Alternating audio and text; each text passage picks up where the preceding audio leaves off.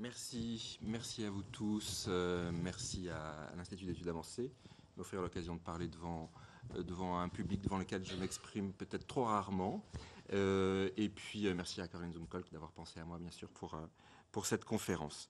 Donc, je comprends que nous restons dans la bourgeoisie parisienne d'Ancien Régime, avec un souci peut-être de la déporter un petit peu plus vers le XVIIIe siècle.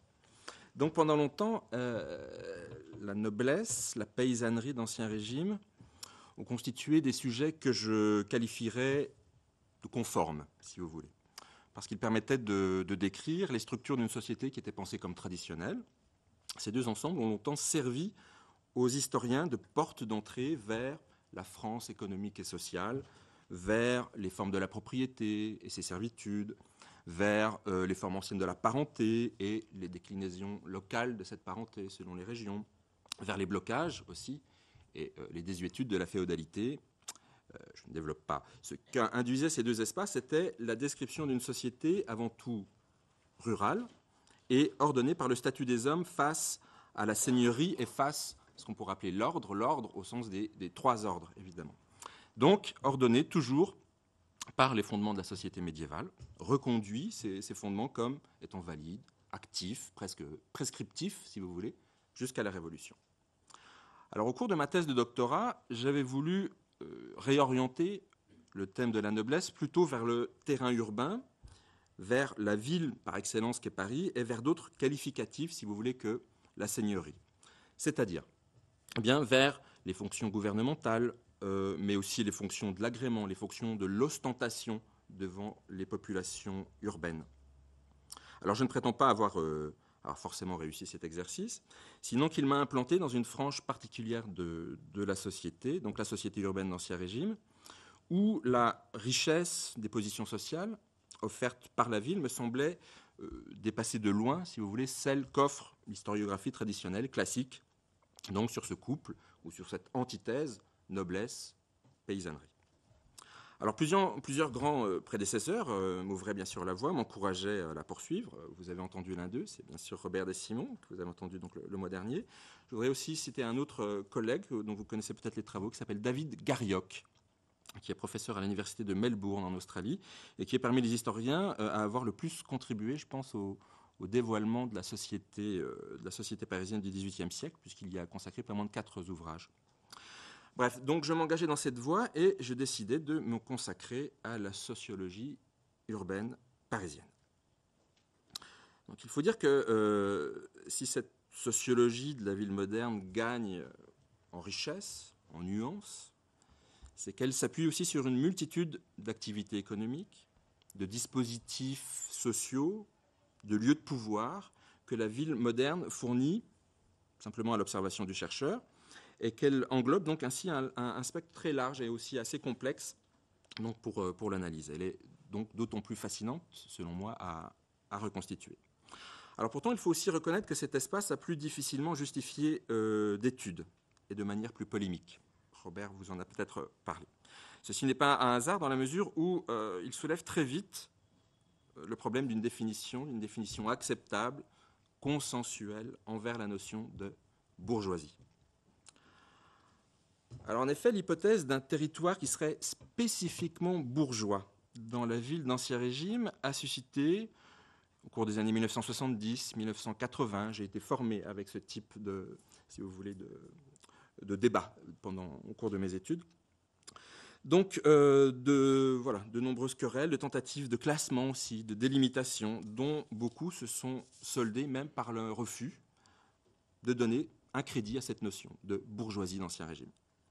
Alors pourquoi tant de tensions, de querelles pour déterminer les concours d'une bourgeoisie d'Ancien Régime, alors qu'il en était beaucoup moins à l'époque, je ne vous cache pas qu'il en est beaucoup plus aujourd'hui, pour admettre l'existence d'une noblesse et d'une paysannerie propre à la société pré-révolutionnaire. Alors en fait, dans l'imaginaire historiographique français, la notion de bourgeoisie renvoie, peut-être plus que toute autre partie du corps social, à la nature réelle de l'épisode révolutionnaire et au thème même de la révolution bourgeoise, qui est peut-être un thème dont vous avez entendu parler. Donc cette notion, elle se heurte d'emblée aux interprétations nombreuses et conflictuelles qui entourent donc cet immense moment de rupture propre à l'histoire nationale, la Révolution. Alors la bourgeoisie y apparaît comme un élément indispensable à la compréhension même des événements, des phénomènes qui permettent aussi ce basculement donc vers un autre modèle social. La bourgeoisie assure l'émergence d'un espace public, la bourgeoisie libère les forces de l'individualisme, les forces de la libre conscience, du capitalisme, mais la bourgeoisie confisque aussi à son avantage la révolte populaire et sa demande d'égalité. La bourgeoisie détourne les pouvoirs de représentation qu'offrent ces nouvelles institutions créées par la Révolution. Voilà, vous voyez donc tous les débats qui entourent cette idée d'une révolution hypothétiquement bourgeoise. Alors toutes ces positions historiographiques sont anciennes, certaines sont abandonnées aujourd'hui, mais elles ont durablement marqué l'étude des strates sociales intermédiaires, si vous voulez, par cette obligation, même cette exigence que l'histoire du XVIIIe siècle s'est longtemps imposée à elle-même, à savoir révéler chacun des signes avant-coureurs de la Révolution. L'histoire du XVIIIe siècle français est imprégnée de ce réflexe qu'on dit téléologique. Vous voyez, écrire une histoire à rebours, partant de la fin et en fait remontant dans le temps.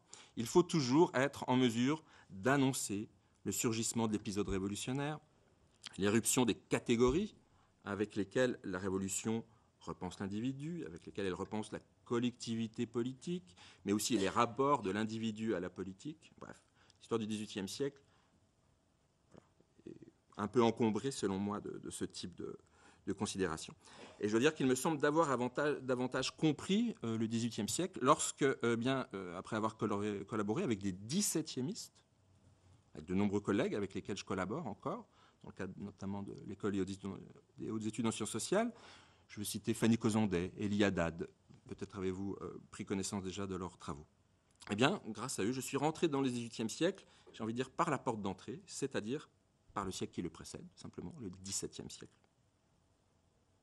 Alors cette attention portée au XVIIe siècle, en effet, m'a permis d'envisager la bourgeoisie simplement à partir des lieux où son nom même est présent. Méthode toute simple, à partir donc d'institutions urbaines qui sont nombreuses et pour certaines très anciennes, dont la spécificité est d'être reliées au gouvernement urbain, pour le dire vite. Alors ce travail d'identification, je le fais également en équipe avec plusieurs complices, plusieurs amis, auxquels s'est exposé devra donc beaucoup. Je veux parler de Laurence Croc et de Nicolas Lioncan, qui sont aussi deux grands historiens de Paris du XVIIIe siècle, dont vous avez peut-être déjà pris connaissance aussi. Donc ensemble, nous confrontons nos expériences de terrain, des archives, de manière assez concrète, documentation, qui sont très parcellaires, mais qui subsistent pour certaines. La plupart des archives sur lesquelles j'aurais pu travailler ont été détruites en 1871 lors de l'incendie des Tuileries. Et ce travail, donc, il dure pour ma part depuis donc une quinzaine d'années, 15 ans pour déchiffrer donc ces institutions bourgeoises à Paris. Quelles sont-elles ? Je pense que Robert Desimon a dû vous les présenter déjà pour certaines. Donc, le cas parisien présente en fait un observatoire privilégié par la variété de ces institutions, par les relations aussi qu'elles entretiennent entre elles et avec l'appareil monarchique, si vous voulez. Alors, la capitale est certes une ville évidemment saturée de noblesse à la période qui nous intéresse. J'ai moi-même travaillé sur les noblesses parisiennes, des noblesses de fonction, des noblesses que j'ai qualifiées à l'époque des noblesses d'agrément, des noblesses aussi en voyage qui stationnent là. Et évidemment, à elle seule, la proximité avec la cour, avec les ministères, rend obligatoire une présence à Paris pour toute une noblesse solliciteuse de pensions, de charges. Vous avez comme un mouvement de massification, si vous voulez, de la noblesse à Paris au cours de la période. Et pourtant, à côté d'elle, à côté de toute cette noblesse, peut-être plus de 2000 nobles à Paris au XVIIIe siècle, on est là quand même sur une part très minime de la population. Il faut évidemment 600 000 personnes, 600 000 habitants peut-être à Paris au XVIIIe siècle. Bon, et bien, cependant, à côté de cette noblesse très visible, il subsiste une grande quantité d'institutions associées à la ville locale, à la ville politique et locale que reste Paris, à l'égal des autres villes du royaume. Alors que trouvons-nous? Eh bien, la municipalité, bien sûr, l'hôtel de ville, sinon que son rôle s'efface au fur et à mesure de la période, et je vais y revenir. C'est peut-être ce qui va distinguer aussi ma présentation de celle de Robert Dessimon. À côté de l'hôtel de ville, surtout les principales corporations de métiers de la ville qui sont regroupées en une puissante fédération marchande appelée les SICOR des marchands. On trouve également le tribunal marchand de la ville qui s'appelle à Paris le consulat, qu'il ne faut pas confondre avec des consulats de villes du sud de la France, où là le terme change de sens. Donc ce qu'on appelle le consulat, le tribunal marchand. On trouve aussi les conseils de fabrique paroissiales à Paris. Vous avez environ une cinquantaine de paroisses, autant donc de conseils de fabrique où siègent les laïcs.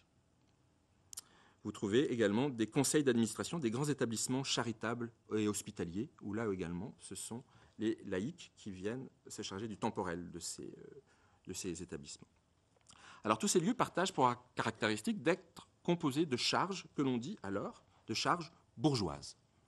Ce sont des charges qui sont électives, la plupart sont temporaires, elles sont non transmissibles et non vénales en droit, ce qui n'évacue pas la possibilité pour certaines d'entre elles, d'être transmissibles et vénales de fait. Elles ne le sont pas de droit. En tous les cas, celles-ci sont totalement éloignées d'un autre modèle de charge grâce auquel la monarchie accroît son ressort, le ressort de la chose publique sous l'Ancien Régime. Je veux parler de l'office. L'office qui comprend une vénalité qui, elle, est réglée. L'office qui, à cette époque, est aliénable, héréditaire depuis 1604, depuis un célèbre arrêt qui s'appelle l'arrêt de la Paulette, qui permet donc à cet office d'être possédé à titre privé par les particuliers qui tiennent donc ces charges. Et donc, l'office qui se répand dans tous les secteurs, secteur exécutif, judiciaire, fiscal, de l'administration royale. Vous voyez que je travaille, moi, sur des charges bourgeoises qui sont radicalement différentes de celles qui constituent, là, l'espace de l'administration royale. Donc, vous le voyez, d'emblée, je vous amène effectivement sur ce terrain des institutions, leur nature, leurs compétences, leur peuplement aussi, pour tenter de dresser le périmètre d'un espace bourgeois dans la capitale au XVIIe et au XVIIIe siècle. Alors, pourquoi le faire à partir de ces instances qui relèvent précisément toutes d'un organigramme typique des pouvoirs d'Ancien Régime? Et pourquoi ne pas insérer précisément la bourgeoisie, surtout celle qui nous intéresse, de la fin de l'Ancien Régime, dans une alternative à ces pouvoirs traditionnels? Alors il s'agit pour moi de poser là un premier préalable à l'étude de la bourgeoisie. C'est un préalable que je donne à mes propres travaux. C'est-à-dire que cette bourgeoisie, elle compose un espace qui est avant tout politique. Et qu'est-ce que j'entends par là? Bien, je veux dire que la bourgeoisie ne constitue pas une classe sociale qu'il serait possible d'analyser en tant que telle. Si vous voulez, un même groupe qui serait capable de se déplacer, qu'on pourrait observer comme ça depuis l'émergence de ces institutions, le XIVe, XVe, début XVIe siècle, et de les suivre comme ça jusqu'à la disparition de ces institutions à la Révolution.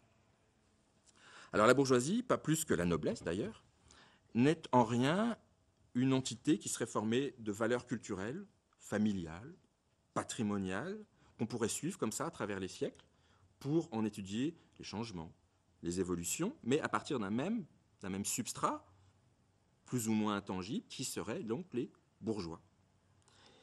Pas davantage, je pense, la noblesse ne peut être réduite à un groupe social qui serait continuellement assis sur l'absence féodale et militaire, sur la profondeur généalogique, sur l'ostentation matérielle, j'en parlais tout à l'heure. Eh bien, selon moi, pareillement, la bourgeoisie n'est pas un groupe social réalisé a priori, bien qu'il puisse l'être a posteriori, et c'est là tout mon propos. Alors, je dois poser aussi un second préalable. Je viens de vous dire que la bourgeoisie, selon moi, ce n'est pas un groupe social. Alors, je vous préviens aussi, selon moi, les institutions ne permettent pas davantage de cerner la bourgeoisie à travers les seules avancées ou les seuls reculs du domaine réservé à ces institutions, à travers, si vous voulez, l'histoire juridictionnelle de ces institutions. Par exemple, si je prends la création du consulat, donc de ce tribunal des marchands, Il est créé en 1563 sous Charles IX. Et on pourrait penser donc que c'est le moment d'une extension donnée à l'espace bourgeois dans la ville. Le roi reconnaît, les bourgeois viennent siéger, les marchands viennent siéger eux-mêmes à ce consulat. On pourrait penser que le roi donne une grande extension au pouvoir d'autonomie de cette bourgeoisie dans la ville. Le problème, c'est que dès 1594, par exemple, le prévôt des marchands, le maire de Paris, l'équivalent du maire, qui était auparavant élu, est désormais nommé par le roi, dès 1594. Alors, est-ce que cette nomination, elle signe au contraire précisément le déclin, une sorte de rétraction de cet espace bourgeois, et vous le voyez juste à 30 ans de distance. Qu'est-ce que je veux vous dire là? C'est que chaque siècle pourrait pratiquement contenir les doubles traces d'une consolidation et d'une détérioration d'institutions dites bourgeoises à Paris. On pourrait observer finalement les deux phénomènes conjoints au XVIe, au XVIIe, au XVIIIe siècle. Donc, par exemple, la noblesse de robe ne tient pas uniquement à l'histoire du ressort des parlements sous l'Ancien Régime. Je pense que l'histoire de la noblesse d'épée, elle ne tient pas non plus à l'histoire du maréchalat, par exemple, sous l'Ancien Régime. Eh bien, je pense qu'une histoire réglementaire, exhaustive des pouvoirs urbains ne résume pas celle non plus de la bourgeoisie. Alors pourquoi, à quoi sert-il de penser la bourgeoisie en termes d'espace politique? Tout d'abord, il s'agit de remarquer que toutes ces diverses institutions dont je viens de parler, elles sont connectées entre elles. Elles le sont par un phénomène particulier qui est un cursus qu'on dit honorum à l'époque, un cursus d'honneur, si vous voulez, un parcours de distinction, qui permet à de mêmes individus d'en exercer successivement les fonctions. Alors en fait, il existe très peu de textes de l'époque qui décrivent cette trajectoire d'individus au travers donc, de tous ces pouvoirs urbains. Et il faut principalement recourir à l'étude sociale des familles, à ce qu'on appelle la prosopographie, la reconstitution des parcours d'individus, pour réaliser combien ces pouvoirs sont structurés entre eux et articulés les uns aux autres. Alors par exemple, un exemple de ces parcours. Ils se ressemblent pour la plupart. Si on prend par exemple le cas d'une riche corporation marchande, je vous ai cité la draperie, les merciers, les épiciers. Vous prenez un maître reçu, probablement autour de ses 20 ans. Après, il pourra être élu à une charge qu'on appelle conseiller des consuls, c'est-à-dire une charge où il est donc chargé de venir aider par ses expertises le travail des juges au tribunal marchand. Conseiller des consuls. Il vient apporter son expertise, sa connaissance des matières, des produits, dans tous les conflits qui sont jugés par les juges au tribunal. Lui, vous voyez, il a 25 ou 30 ans. Il ne juge pas. Il donne simplement son expertise. Puis après, il va pouvoir être élu administrateur de la confrérie de son métier. Là, il va être chargé notamment de financer la liturgie, toutes les aumônes que distribue sa corporation. Puis, il va pouvoir être élu marguillier de sa paroisse. Il sera donc chargé de l'aménagement matériel de l'Église, de la gestion des biens mobiliers et immobiliers possédés par ce qu'on appelle la fabrique, donc essentiellement ce qu'on appelle aussi des biens de main morte, qui sont régis par un statut juridique particulier. Puis, là, peut-être a-t-il 40 ans, il va pouvoir être élu garde de sa corporation. Là, que va-t-il faire? Eh bien, il va surveiller le statut des hommes devant la fabrication et la distribution des marchandises dans la ville. Il va le faire entre les maîtres, les compagnons, les apprentis, les ouvriers. Il va surveiller la qualité des marchandises elles-mêmes, avec l'usage des poids et mesures, de l'aunage, du titre des métaux. Il va veiller à la défense du privilège commun aussi de sa corporation contre l'irruption d'étrangers, ces étrangers, des colporteurs, des chambellans, mais aussi contre l'intrusion d'autres communautés qui peuvent venir empiéter sur le monopole de sa corporation. Et puis, il va avoir une cinquantaine d'années, et puis là, il va pouvoir être élu consul, donc. Là, en tant que consul, il va être chargé de la justice arbitrale et pénale concernant tous les différents commerciaux dans la ville. Et puis, peut-être à 65 ans, il va pouvoir être élu grand garde de sa corporation. Donc là, il va être le représentant de toute sa communauté devant les autorités monarchiques, devant les ministres, devant les magistrats. Il va apparaître en tête de toutes les cérémonies. Et puis, enfin, si Dieu lui prête vie, il va être élu administrateur d'un hôpital prestigieux. Donc, et là, il va être chargé du financement des dépenses de tout le temporel. y compris même souvent de l'accueil d'orphelins dont il s'agit de préparer l'apprentissage à un métier. C'est là où très souvent les orphelins viennent se préparer, se former à un métier donc dans ces grands établissements charitables. Donc vous voyez le nombre de charges qui peut venir scander une vie faite tout à la fois d'activités personnelles, puisqu'il ne faut pas oublier que chacun de ces élus, il reste un marchand, un particulier, à proprement parler, mais aussi donc une vie faite d'activités publiques, donc de responsabilités assumées pour et au nom d'un collectif. Donc chacune de ces charges, par conséquent, sert de préparation à la suivante. Chacune prédispose le titulaire à se faire élire à un autre emploi qui va être tenu donc dans un lieu totalement différent. Et la seule condition posée à cet enchaînement, alors, c'est le crédit personnel du candidat. Évidemment, dans le cas des marchands, sa solvabilité, sa notoriété marchande.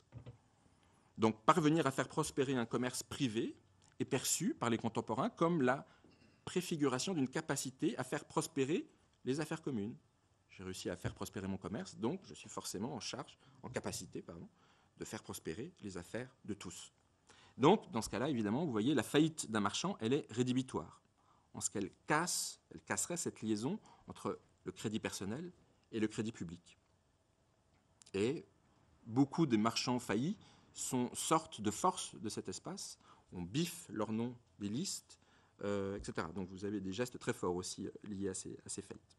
Donc toutes ces institutions, qu'elles soient, donc ces différents pouvoirs, qui sont des pouvoirs publics, donc, sont construits sur l'aptitude de certains individus, donc aussi derrière, il faut voir de certaines boutiques, de certains comptoirs, il y a des marchands derrière, à prendre en charge la communauté à des moments répétés donc, de leur existence. Et la somme de ces différentes institutions aménage bien un même lieu. On est bien le cadre là pour ces individus qui passent d'un lieu à un autre, dans un même espace, si vous voulez. Donc un autre mot qui est important ici, c'est bien sûr celui de communauté.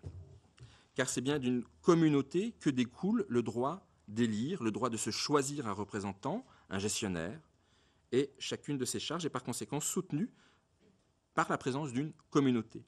Communauté professionnelle, communauté territoriale, une communauté même spirituelle, toutes disposent de ce pouvoir électoral comme marque même de leur autonomie et surtout de leurs privilèges. Donc le corporatisme qui est à l'œuvre derrière cette chaîne institutionnelle, des marguilliers de paroisse, donc des gardes de corporation, des juges du consulat, toute cette chaîne est en effet un réservoir de privilèges sur lesquels s'adossent autant de communautés qui sont des communautés évidemment distinctes. De la sorte, les institutions de la bourgeoisie sont tout autant constituées de droits, de prérogatives, de préséances, d'exemptions, de franchises, que ne l'est par ailleurs la noblesse ou le clergé à la même période.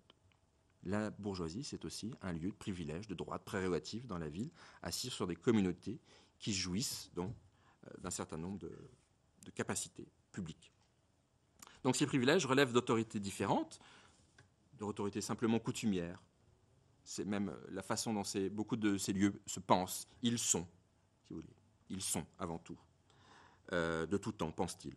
Donc, évidemment, aussi derrière une autorité royale, évidemment l'autorité municipale, mais aussi des formes d'autorité féodale. Je n'évoque pas ici le cas qu'un certain nombre de fiefs, de sensibles existent encore dans cet espace parisien, de forces aussi, de puissances qui sont ecclésiales. L'Église continue de jouer un rôle.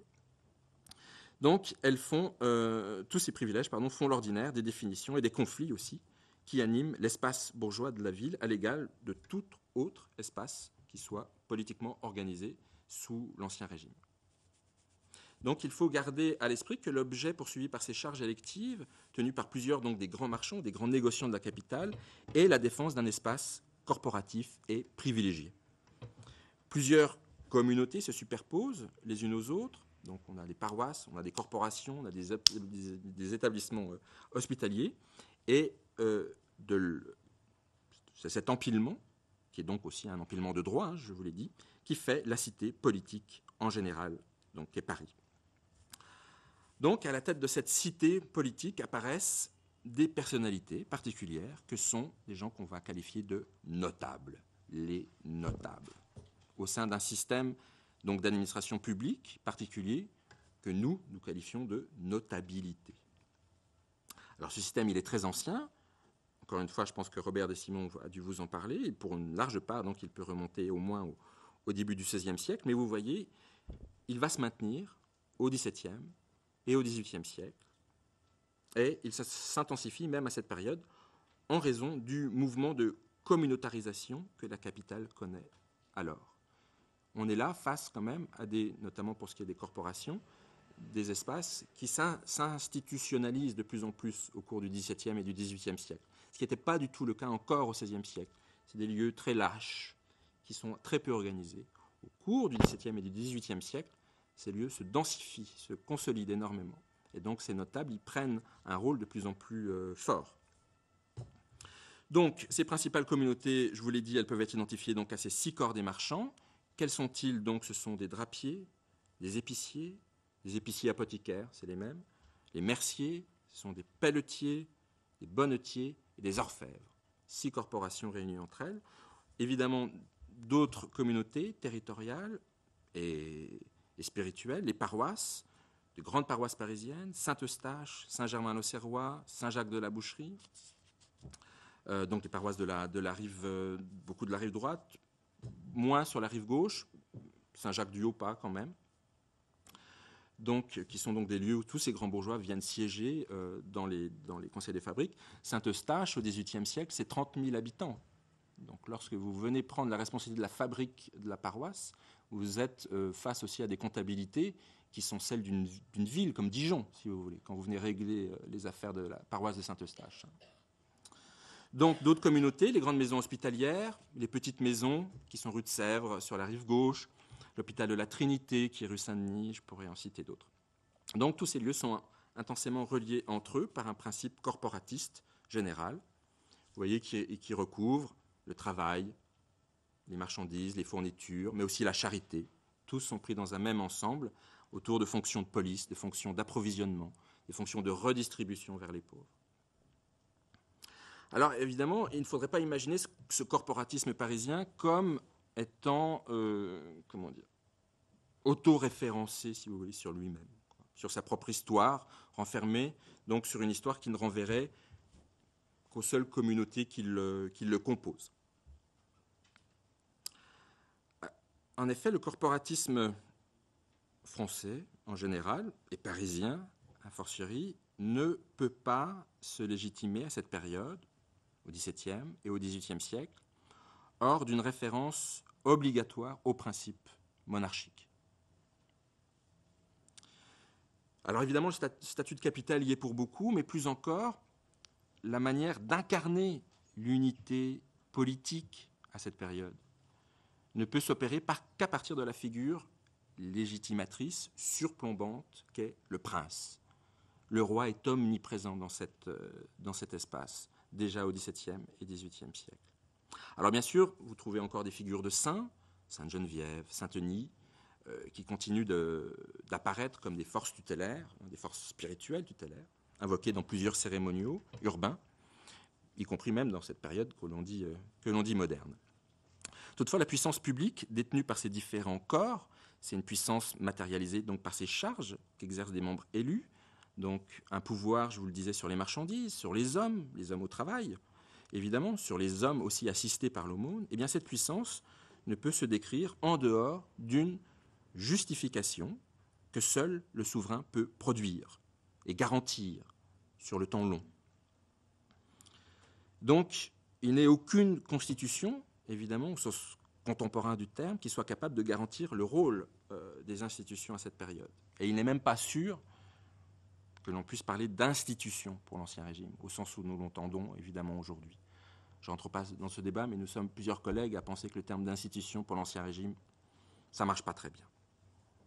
Aussi, donc, seul le monarque jouit d'un pouvoir suffisant pour confirmer, reconduire, cautionner sur de longues durées les fonctions de tous ces différents corps, de toutes ces différentes communautés, de toutes ces différentes compagnies.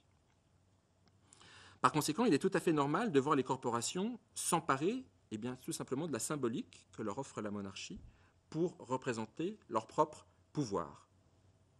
Je voulais vous montrer un exemple en montrant des jetons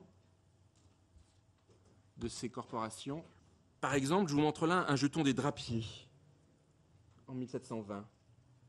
Donc vous voyez tout simplement, qu'est-ce qu'ils font figurer sur les jetons qu'ils produisent? Le portrait du roi, le portrait du jeune Louis XV. Et à côté, vous voyez, au revers, donc, un vaisseau que vous reconnaissez, puisque c'est le vaisseau de Paris. En 1629, la ville de Paris donne ses armoiries à ces grandes corporations. Elle autorise les corporations de Paris, c'est 6 uniquement, à prendre ces armoiries pour représenter le pouvoir qui est le leur. Donc évidemment, là, les drapiers, qui sont le premier de ces corps, prend un vaisseau. Si je vais maintenant voir la mercerie, qui est le troisième de ces corps, eh bien lui, il prend 3 vaisseaux. Vous voyez quel est le système.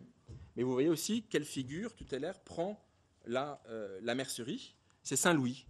Saint-Louis, une figure à la fois sainte et évidemment royale, pour représenter son autorité dans la ville.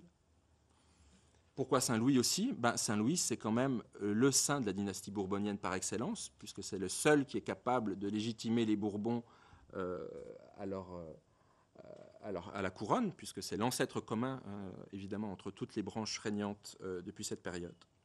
Donc, ils s'emparent de Saint-Louis pour montrer leur pouvoir dans la ville, et en même temps, ils mixent ça avec les armes de la ville.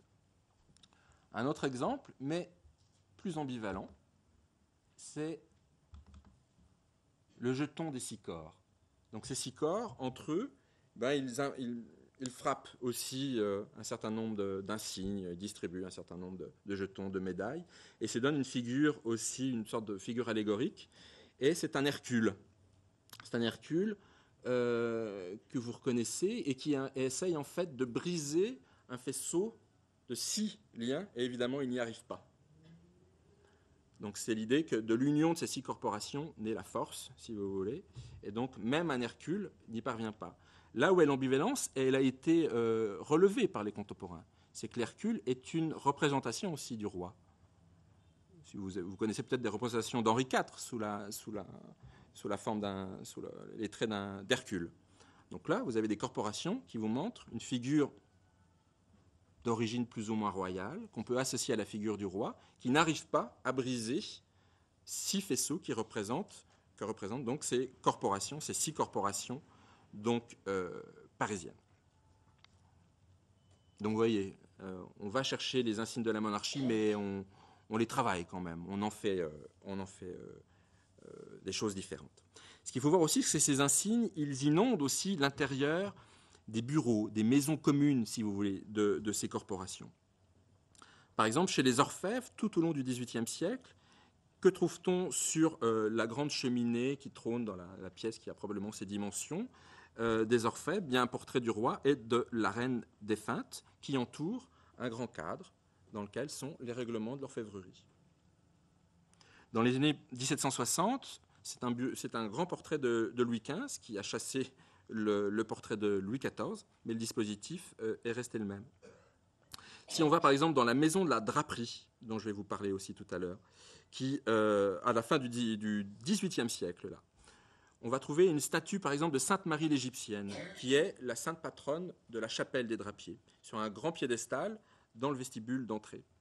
Mais si vous montez dans la grande salle en haut, dans la grande salle des assemblées, vous allez trouver sur les murs les portraits des anciens gardes, les anciens élus vont être sur les murs. Et puis, sur la cheminée, un buste, le portrait de Louis XIV, et les mêmes insignes, d'ailleurs, présentent à l'intérieur de la chapelle, même des drapiers, la chapelle qui est donc la chapelle de Sainte Marie l'Égyptienne, qui est rue en haut de la rue Montmartre, et sur la façade de la chapelle, un portrait de Louis XV, pour commémorer le fait que les gardes ont eu l'autorisation d'établir leur confrérie là, depuis le XVe siècle. Et donc, pour le signifier, on met le portrait du roi. Et c'est même jusque dans les maisons particulières de ces notables que les portraits royaux se retrouvent, parfois même en profusion, et justement pour exprimer les fonctions qui sont celles qui sont les leurs. L'insertion de l'effigie du souverain au sein de la sphère privée se justifie même, si vous voulez, par l'ambivalence ou la faiblesse de cette notion de sphère privée. Qu'ils tiennent un rôle dans l'institution municipale, dans l'institution consulaire, parmi l'institution paroissiale, eh bien le bourgeois se doit à un minimum, lui aussi, de représentation. C'est un élu. Et on peut se demander si de grands marchands, qui sont amenés à recevoir chez eux de nombreux clients, de nombreux associés, n'obéissent pas aussi aux mêmes nécessités formelles. Le statut d'élu, de médiateur, de trésorier ou de juge, de membres éminents de leur corporation, les y oblige, et leur domicile sert assez normalement prolongement à l'espace public. Donc chez les gens, vous avez les portraits des rois aussi qui sont là. Imaginez aujourd'hui voilà, les grands portraits des présidents vivants ou décédés chez les particuliers. Ça nous semblerait un geste difficilement compréhensible. Pour ces gens-là, c'est évidemment la manière qu'ils ont d'exprimer ce qu'ils sont, tout simplement. Mais il est d'ailleurs bien des raisons pratiques aussi à cette profusion des insignes de la royauté dans le cas donc des pouvoirs bourgeois parisiens. Tout d'abord, nombre des marchands qui tiennent ces charges de responsabilité dans la ville sont impliqués dans les marchés de fournitures avec la couronne, avec les maisons princières, ils le sont aussi avec l'armée. Que fournissent-ils? Des tissus, beaucoup de tissus d'ameublement, des habits, des livrets, des matériaux de construction, des objets de luxe, beaucoup évidemment, des aliments rares aussi, beaucoup dans le cadre des épiciers. Et la prospérité de ces commerces est très étroitement dépendante des propensions à consommer que développe le Palais du Prince, mais aussi que développe tout l'appareil monarchique en pleine expansion. Ces marchands fournissent la couronne. Donc une grande partie de leur fortune en provient, et ce qui n'est pas sans difficulté en période de guerre, en période de rareté monétaire, en période de blocus liés à ces conflits. En second lieu, la nécessité de dialoguer avec la monarchie s'est accrue en raison de la législation royale qui est toujours plus nombreuse en termes de fiscalité, en termes de réglementation sur le commerce. Les grandes corporations parisiennes dont je vous parle, elles sont en négociation permanente avec le Conseil du roi dès les années 1660 et la prise de pouvoir personnelle de Louis XIV. Et les dernières guerres du règne de Louis XIV ne font qu'augmenter ce type de liaison, puisque la prospérité de ces marchands a en effet attiré les convoitises du prince qui taxent toujours plus ces six corps des marchands, durant la guerre de la Ligue d'Augsbourg, durant la guerre de succession d'Espagne. Et Louis XV, évidemment, il réitère pendant la guerre de succession de Pologne, la guerre de succession d'Autriche, la guerre de 7 ans. Ces corporations, elles s'endettent au fur et à mesure de cette période pour le roi. Et enfin, par-dessus tout, le roi, il est le seul arbitre possible dans tous les conflits que nouent entre eux ces différents lieux de pouvoir, dont les privilèges, les monopoles se chevauchent, entrent en perpétuelle concurrence, notamment autour de ce qu'on appelle les conflits de juridiction. C'est que les conflits de juridiction sous l'Ancien Régime, c'est presque le mode ordinaire de fonctionnement de ces institutions, et ce qu'on appelle aussi l'esprit d'entreprise. L'entreprise, évidemment, contre les droits d'autrui. Voilà. Alors, à ces raisons pratiques s'ajoute aussi une conjoncture particulière à Paris, et là, je pense que je vais empiéter sur ce que Robert Desimon vous a dit la dernière fois. Conjoncture particulière, donc, qui est la fin de la Fronde en 1652, un moment où la municipalité s'est particulièrement décrédibilisée auprès du jeune roi en donnant son appui au prince rebelle, et la seule force dont le parti du roi peut juger de la fidélité, eh bien, c'est cette fameuse fédération des six corps, et c'est elle qui, en délégation, va à plusieurs reprises implorer le roi et la cour, qui est alors installée à Pontoise, pour qu'elle revienne s'installer à Paris, pour qu'elle y ramène la paix, mais donc aussi, il faut bien comprendre, qu'elle y restaure les conditions d'une reprise économique. C'est bien ça aussi, ce que poursuivent ces corporations dans leur solliciter le roi pour qu'elle revienne à Paris. Et Louis XIV y répond favorablement à l'appel de ces marchands qui se rendent à lui, mais comme les représentants de la ville, à la place des échevins. Ce ne sont pas des échevins là qui viennent, ce ne sont pas les gens en responsabilité de la ville, ce sont simplement des bourgeois marchands qui viennent devant lui. Eh bien, Louis XIV, donc, il voit la garantie d'une restauration possible de son autorité sur la capitale, et il retourne donc s'installer au Louvre. Et ce moment est alors celui d'une sorte de pacte, d'un véritable pacte de loyauté, qui est signé entre la monarchie et ses corps marchands, des corps qui vont évidemment en profiter pendant de nombreuses décennies. Donc il n'est pas de hasard à voir à ce moment-là, par exemple, les drapiers, qui sont le premier donc, de ces 6 corps, se lancer dès le retour du roi dans un travail de réfection de leur maison, de leur bureau, qui est aussi donc le bureau de la Fédération des 6 corps, c'est-à-dire le bureau de tout le grand commerce de la capitale. Et ils vont confier ces travaux à un architecte, Jacques Bruant, qui est le frère d'un architecte plus célèbre, qui est Libéral Bruant. Et je voulais vous montrer la façade de ce bureau des drapiers, construite donc autour de 1600. Est-ce que vous distinguez pas beaucoup, mais ouais, un petit peu quand même. Donc la nouvelle façade de ce bureau des 6 corps, elle va être à cette période-là monumentalisée. Vous voyez, avec toute une série d'élévations classiques, colonnes, des pilastres. Et puis elle va être surtout agrémentée de tout un programme iconographique. Alors vous ne le voyez pas trop, mais au-dessus, par exemple, du portail d'entrée, vous avez un Mercure ailé, évidemment en allégorie du commerce. Et puis vous avez au-dessus ce qu'on pourrait croire être les armes de Paris, mais non, ce sont bien les armes des drapiers, sauf que c'est bien le vaisseau parisien. Et puis au-dessus, c'est plus difficilement identifiable, mais vous avez une justice qui porte 2 portraits, qui sont les portraits du roi.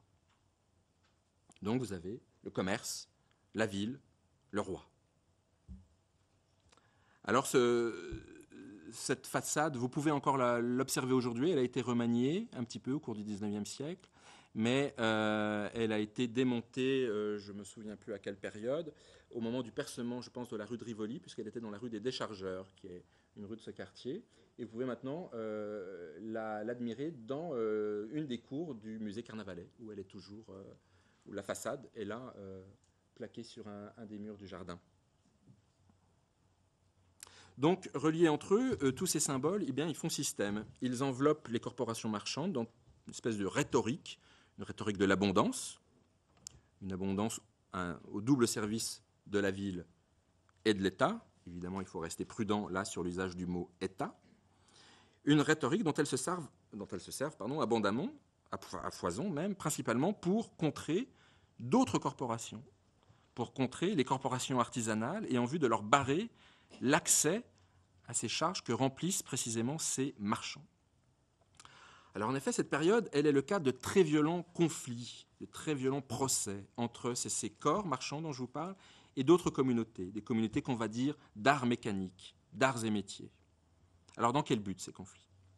Dans le but d'établir un ordre commercial particulier dans la ville, à savoir la supériorité de la vente sur la fabrication, la supériorité de la commande sur l'exécution, et donc l'inféodation des communautés artisanales dans un statut d'ouvriers, de main-d'œuvre, vis-à-vis de ce qu'on va appeler l'industrie marchande. Et donc la représentation de tous les intérêts du commerce, aussi bien la confection que la distribution des marchandises, dans les seules mains de ces 6 corps des marchands. Et c'est ce qu'ils obtiennent précisément à partir de ces années 1660. Ainsi, la seule assemblée de ces 6 corporations qui se fait dans ce lieu, la seule assemblée de ces 6 corporations prend la valeur d'une délibération de tout le commerce parisien aux yeux de la monarchie. Lorsque ces 6 corporations, il y en a 120 à Paris à cette période. 120 corporations. Lorsque ces 6 se réunissent, le roi dit « Voici l'avis du commerce de Paris ». Donc une frontière dérogeante, une barrière distinctive, si vous voulez, s'érige entre les corporations marchandes qui s'arrogent le pouvoir de représenter la ville et les corporations artisanales qui sont rejetées hors de ce pouvoir puisque leurs intérêts ne seraient pas assez élevés pour prétendre incarner la ville. Et l'immense corporation des merciers, par exemple, les merciers, c'est entre 2000 et 3000 maîtres à cette période. Vous voyez quels sont les effectifs aussi de ces corporations. Donc, ces merciers sont les champions dans cette faculté de satelliser autour d'eux toute une foule d'autres corporations. Les tapissiers, les éventaillistes, les carrossiers, les cloutiers. Les drapiers vont le faire avec les tailleurs, avec les fripiers. Les épiciers vont pouvoir le faire avec les chandeliers, les orfèvres avec les lapidaires, avec les graveurs. Toujours, l'objectif reste celui d'un corps marchand qui serait capable d'organiser à lui seul toute une chaîne de production. Et donc, l'artisan, même regroupé en corporation, ne serait là qu'en position d'ouvrier. Et à chaque fois, la proximité donc gagnée avec la monarchie sert ces corps marchands à s'éloigner, donc en dignité, vous voyez, des communautés artisanales qui, du coup, sont repoussées vers le populaire. Et c'est là le grand mouvement de la fin du XVIIe et du début du XVIIIe siècle. Dans le but donc de dessiner un milieu marchand relativement homogène, il faut insister sur le très relativement, donc qui parvient à développer en son sein un plaidoyer pour la suprématie de ces monopoles. Donc il parvient à développer un sentiment de distinction commune grâce à l'éviction donc, de ces communautés artisanales. Et sa capacité à exercer à lui seul la majorité de ces charges dont je vous parle, de ces charges dites bourgeoises de la capitale, l'aide évidemment dans ce parcours, à dire, vous voyez, bien que la ville, c'est uniquement moi, puisque les artisans n'y sont pas. Donc, vous voyez quel est tout l'éventail de l'action de ces notables qui animent, qui orientent cet espace politique. Et vous voyez que c'est aussi un espace nécessairement économique. Et le guider vers un processus assez similaire, finalement, que celui qu'engage la noblesse à cette période, donc un processus de domination. Donc la bourgeoisie, elle est selon moi un espace politique en ce qu'elle est une relation à la monarchie et que cette relation, elle occasionne des formes d'échange, elle occasionne la création de droits, elle occasionne des potentialités économiques et elle occasionne aussi donc d'énormes conflits juridictionnels entre communautés en vue d'en obtenir l'exclusivité, en vue d'inscrire cette relation dans les privilèges personnels de chacune d'elles. Il faut empêcher les autres corporations d'avoir accès au roi, d'avoir accès aux ministres, aux magistrats, pour que ces corporations marchandes soient les seules représentantes du commerce, et vous voyez aussi de la ville. Donc la bourgeoisie, c'est une sorte alors d'enjeu que se disputent plusieurs acteurs sur l'échiquier urbain. Donc, en quoi cet espace peut-il être également un espace social? En quoi cette bourgeoisie peut-elle également donner naissance à un groupe social? Alors, plus qu'un groupe social, je vous disais que moi je suis pas trop sensible, je dirais alors que la bourgeoisie est surtout une discipline sociale. Alors, qu'est-ce que j'entends par là? Eh bien, c'est un simple constat, une observation que la lecture des archives notariées, notamment, en rapport avec la vie patrimoniale, matrimoniale des familles, donne à lire après de nombreux dépouillements, de nombreux recoupements. En fait, vous l'avez compris, il y a très peu d'hommes qui sont concernés en tant que notables véritables dans ce système. Les institutions ne sont capables d'en produire que très peu par génération. Aussi, il faut aux familles intéressées suivre, respecter de très dures disciplines afin de permettre l'apparition à leur sein de ces quelques personnalités par génération.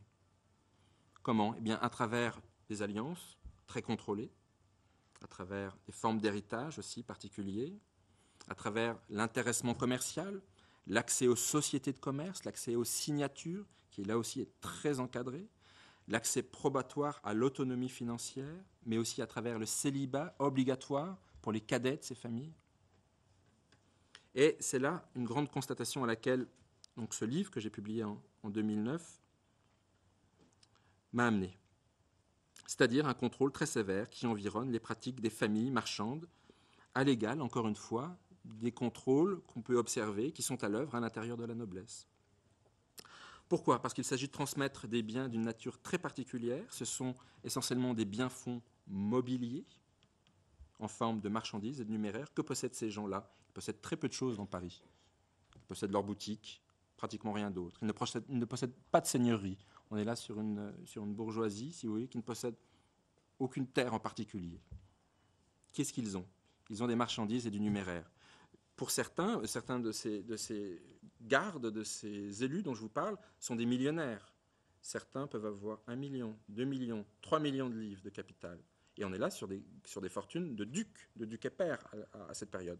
Pour autant, si vous voyez leur maison, c'est 3 travées avec 4 étages de haut. Le premier étage est même d'ailleurs celui qui, au lieu d'être l'espace noble, comme il est le plus haut, c'est le lieu où on met les marchandises, parce que c'est là où on peut les entasser au mieux. Donc on est sur des gens qui sont sur des formes d'exploitation qui n'ont rien à voir avec celles de la noblesse. Ils ont des fortunes équivalentes. Donc il s'agit de transmettre des biens-fonds, il s'agit de transmettre des savoirs techniques particuliers, mais il faut transmettre également des réseaux de commerçants. Tout ça demande des disciplines particulières. Mais il faut aussi, et c'est ce qui m'intéresse là, il s'agit aussi de construire l'éligibilité des enfants aux mêmes charges que celles tenues par les générations précédentes. On est là dans un système électif. Ces charges, elles sont non cessibles, elles sont non transmissibles, elles ne sont qu'électives. Aussi, il faut à chaque génération promouvoir l'éligibilité possible d'un ou deux individus qu'on va réussir à faire élire dans les mêmes lieux. Donc de cette manière, ces disciplines, elles dessinent les contours d'une bourgeoisie en ce qu'elles unissent, je pense, l'ensemble des familles déjà qui s'adonnent à ces disciplines et donc qui reconnaissent l'espace institutionnel des charges bourgeoises, quelles qu'elles soient, même les plus humbles pour certaines, donc un espace comme pertinent pour elles, comme un véritable espace de réalisation, de projection dans l'avenir. Et leur détermination à s'y maintenir, pas forcément d'ailleurs même de père en fils, hein, c'est même assez rare, si vous voulez, de voir des cas comme ça de maintien dynastique, si vous voulez, au sein de ces familles. Mais ces déterminations, elles montrent qu'il est bien un milieu qui modèle ses habitudes domestiques d'après des pouvoirs qui sont publiquement organisés, des paroisses, des corporations, des tribunaux, des établissements hospitaliers. Donc ils modèlent leur pratique familiale pour pouvoir se maintenir dans ces lieux. Et leur volonté est d'autant plus forte que ces pouvoirs, bien, ils sont menacés. Et évidemment, je terminerai sur cet aspect. Évidemment, leur existence est de plus en plus fragilisée au cours du XVIIIe siècle. Et quelle force est-elle capable de déstabiliser ces pouvoirs? Évidemment, il est bien question de la monarchie qui est alors en pleine construction absolutiste. Celle-ci, elle a fait appel à la loyauté des institutions marchandes pendant la Fronde, dans les médias après-Fronde, pour se relégitimer dans la ville. Et puis, vous le voyez, en fait, très vite, dès les années 1680, 1690, elle peut se passer de l'appui de ces corporations pour asseoir sa légitimité. La théorie monarchique, si vous voulez, n'a plus besoin d'asseoir la souveraineté dans une vision corporatiste, ou même ce qu'on appelle aussi organiciste des pouvoirs, pour parvenir à surimposer son propre pouvoir. En fait, la monarchie, elle existe par elle seule. Le principe monarchique, il s'impose de lui seul. On n'a pas besoin de dire la monarchie, ce sont les corps, etc. Le roi suffit à lui seul. Et puis, dans un contexte de guerre, on est là aussi dans un contexte de belligérance, généralisé à l'échelle de toute l'Europe. Le roi est contraint, je vous l'ai dit, d'endetter les corps intermédiaires afin de financer les armées. Et il y a énormément recours. Donc il faut bien voir aussi que cette politique de ponction, de taxation, notamment sur ces 6 corps, mais aussi sur le consulat, sur d'autres communautés, elle poursuit un but qui est l'affaiblissement des comptabilités corporatives et leur mise sous tutelle monarchique. Et l'opération fonctionne. Des magistrats royaux, à partir des années 1740, viennent directement surveiller et inspecter les comptes des corporations. Vous vous êtes endetté au nom du roi. Vous avez emprunté de l'argent pour moi. Cet argent que vous avez emprunté, c'est donc les deniers du roi. Et je viens donc en gérer la dette chez vous. Je viens donc voir vos comptes, vous inspecter. Que faites-vous de votre argent? Vient-il rembourser effectivement les emprunts que vous avez faits pour moi? Et du coup, les corporations sont obligées de montrer, de dévoiler leurs comptes et de les soumettre au jugement des magistrats royaux à partir de cette période-là. Et bien d'autres réformes atteignent tout le corporatisme parisien à cette période. Alors la municipalité, je vous le disais en introduction, elle a elle-même perdu depuis la Fronde une grande partie de ses attributions, de ses libertés, de ses privilèges, au point de devenir progressivement une sorte d'appendice de l'administration royale. Et il n'est pas étonnant de voir en contre-coup, si vous voulez, la fonction, par exemple, d'échevin reculer dans ce cursus de notabilité dont je vous parle. Encore au milieu du XVIIe siècle, le sommet de ces charges bourgeoises, eh bien, c'était d'être élu échevin de Paris. Et puis, on observe que cette charge, elle est peu à peu évincée dès la fin du siècle, du XVIIe siècle, par une charge comme celle de consul, de juge du tribunal marchand. Quel est le sommet de ces charges bourgeoises? Ce n'est plus d'être échevin. Maintenant, c'est d'être juge du tribunal marchand. Parce que là, on continue d'être élu sur un système corporatiste autonome.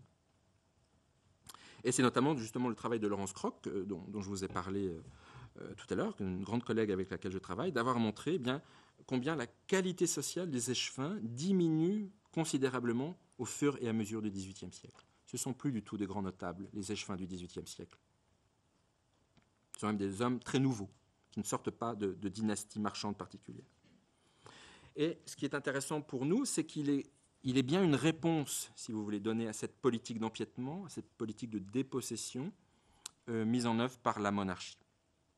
C'est une réponse à proprement parler sociale, c'est-à-dire le renforcement des stratégies familiales en vue de maintenir vivante, signifiante, si vous voulez, cette chaîne des charges bourgeoises. Ces disciplines patrimoniales, ces disciplines familiales dont je vous parle, il faut aussi les entendre comme une réplique donnée à une volonté royale d'assujettissement. Il s'agit pour ces familles de continuer à faire vivre un espace politique. Comment le fait-on vivre? Par des disciplines familiales très dures qui permettent à chaque génération de faire émerger de grands marchands, de grands négociants, avec un crédit solide, une solvabilité sans faille, en charge des marchés avec la cour, avec l'armée. Il faut être en mesure de proposer aux institutions ces personnalités-là. Pourquoi aussi? Parce que ces institutions, elles sont menacées.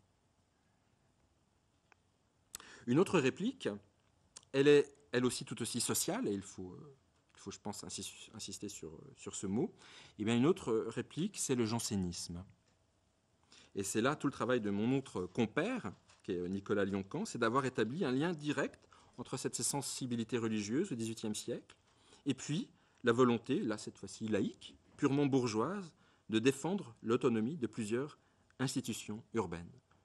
Se réclamer du jansénisme au XVIIIe siècle, c'est vraiment un courant qui se répand énormément dans les strates sociales de Paris, énormément dans cette frange très particulière des notables. Ça les aide à promouvoir un système politique particulier.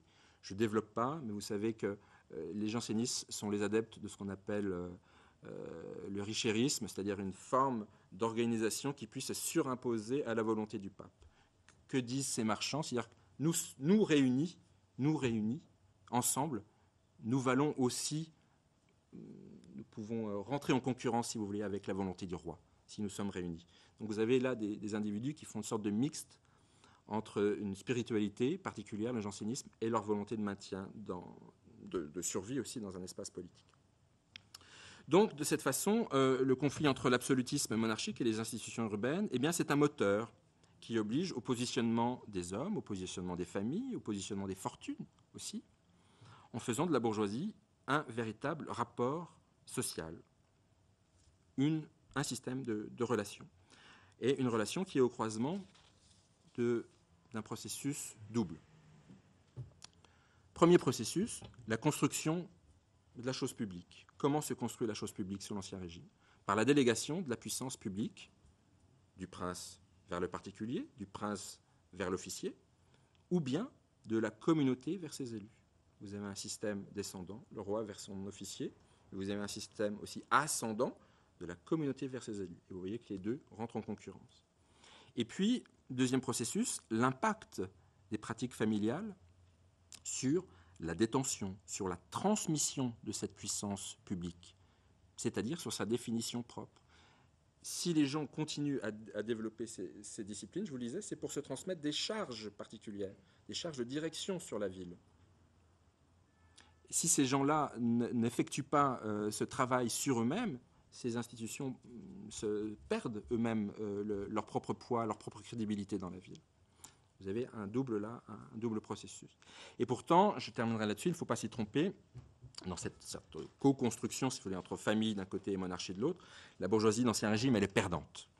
D'une part, évidemment, elle n'est pas de taille à contrer la manière dont l'État assoit sa modernité sur une administration évidemment réglée, les intendants, les officiers, les commis, ce quadrillage du territoire avec ce type de personnalité. Elle assoit sa modernité aussi sur un principe de centralité. C'est-à-dire que la prise de décision ne doit plus pouvoir se partager avec le Conseil du roi. Vous connaissez sans doute les grands conflits qui animent le XVIIIe siècle entre le Conseil du roi et les parlements. Eh bien, vous avez les mêmes conflits entre le Conseil du roi et les corporations. Donc autant de phénomènes qui évincent le rôle de représentation auparavant donné à la bourgeoisie. Et d'autre part, cet État que l'on dit moderne, il assure sa croissance aussi en sachant très bien intéresser ses serviteurs à la souveraineté du roi, donc qui monte en puissance. Et cet intéressement, eh bien, quelle forme prend-il? Eh bien, il consiste tout simplement en l'octroi de la noblesse. Et encore en plein XVIIIe siècle, la noblesse est le moyen d'exprimer une fonction publique digne. La modernité politique, elle va totalement de pair avec la généralisation de la noblesse comme distinction. Si vous voulez être crédible dans cette société du XVIIIe siècle, ce ne peut être qu'en tant que noble. Aussi, cet adomblissement de la société politique, eh bien, il va à l'encontre de sociétés urbaines qui se définissent autour de leurs privilèges locaux, comme les paris, à l'égal de toutes les autres villes. Donc les bourgeois, eh bien, ils y deviennent, dans les années 1770-1780, le bourgeois, il y devient un être archaïque, désuet, enfermé dans des savoirs qu'on va penser étroits, dépassés. Et la monarchie, je pense, n'a jamais été aussi anti-bourgeoise finalement qu'à la veille de la Révolution. Et déjà, donc face à ce déni, à cet abaissement, eh bien, la valeur affectée aux charges bourgeoises a radicalement changé de nature. Je vous l'ai dit, celles-ci se sont construites en lien avec la symbolique monarchique. Il n'était pas moyen pour elles de se construire autrement que de cette manière. Mais une fois que la protection, que la justification que donnait le souverain leur est retirée, eh bien, il n'est plus de dynamique sociale autour d'elle. Et la bourgeoisie d'Ancien Régime, eh bien, elle meurt tout simplement avec l'Ancien Régime lui-même, si vous voulez. Quelques mots pour conclure. Vous voyez, s'il est une bourgeoisie victorieuse, admettons qu'il soit une bourgeoisie victorieuse au sortir de la Révolution, ce dont beaucoup d'historiens doutent depuis longtemps. Je vous renvoie notamment aux ouvrages de deux de mes grands maîtres, que sont Guy Chaucinan-Nogaret et Louis Bergeron, qui ont travaillé notamment sur les notables du Premier Empire, pour montrer combien ces notables du Premier Empire sont en fait les héritiers directs des grands aristocrates du XVIIIe siècle. Bon, eh bien, vous voyez que en fait, cette bourgeoisie, elle ne serait que très peu préparée par cette bourgeoisie sur laquelle je travaille, et que je qualifierais une bourgeoisie plutôt de politique, qui est entièrement propre, insérée dans le régime monarchique traditionnel, lui-même qui insère son identité dans des enjeux, dans des antagonismes, des compétitions qui sont pleinement issus de ce corporatisme-là, ancien. Et donc la bourgeoisie n'est pas, selon moi, un groupe social par lui-même, mais elle l'est par l'effet de cette rivalité propre au fonctionnement des institutions d'Ancien Régime. Et je vous remercie.